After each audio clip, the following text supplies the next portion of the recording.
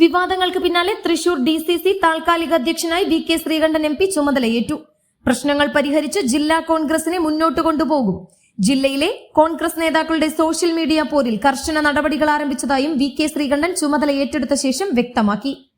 തിരഞ്ഞെടുപ്പ് പരാജയത്തിന് പിന്നാലെ തൃശൂരിലുണ്ടായ പോസ്റ്റർ വിവാദവും കൂട്ടയടിയും സോഷ്യൽ മീഡിയ പോരും അവസാനിപ്പിച്ച് തൃശൂർ കോൺഗ്രസിനെ ഒറ്റക്കെട്ടായി മുന്നോട്ട് കൊണ്ടുപോവുക VK ശ്രീകണ്ഠന് വെല്ലുവിളിയാകും.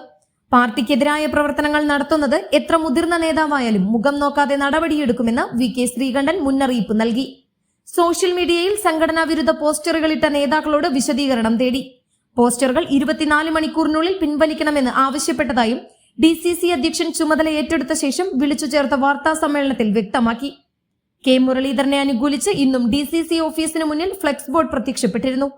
ബോർഡ് കോൺഗ്രസ് പ്രവർത്തകരുടെ പേരിലാണെങ്കിലും ഇതിനു പിന്നിൽ മറ്റു ചിലരാണെന്നും VK ശ്രീകണ്ഠൻ പറഞ്ഞു. അതേസമയം തിരഞ്ഞെടുപ്പ് തോൽവി പഠിക്കാൻ KPCC നിയോഗിച്ച ഉപസമിതി ചൊവ്വാഴ്ച തൃശൂരിലെത്തും.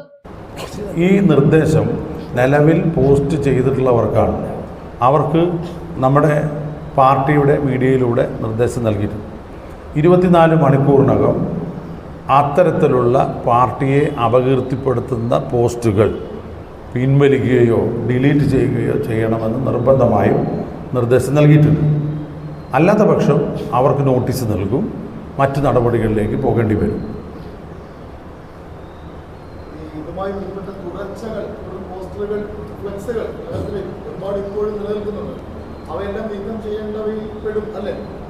തീർച്ചയായിട്ടും അത്തരത്തിൽ പോസ്റ്ററുകൾ ഉണ്ടെങ്കിൽ ചിലപ്പോൾ കോൺഗ്രസിൻ്റെ പ്രവർത്തകർ വികാരാധീതരായിട്ട് എതിരായി പോസ്റ്റർ ഒട്ടിച്ചതാകും.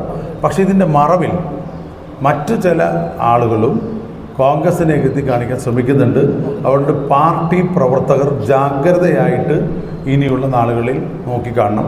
അത്തരത്തിൽ പരസ്യമായി വല്ല പോസ്റ്ററോ മറ്റു കാര്യങ്ങളുണ്ടെങ്കിൽ അത് നിയമപരമായി നേരിടാൻ കൂടിയുള്ള തയ്യാറെടുപ്പ് പാർട്ടിക്ക് നടത്തേണ്ടി വരും.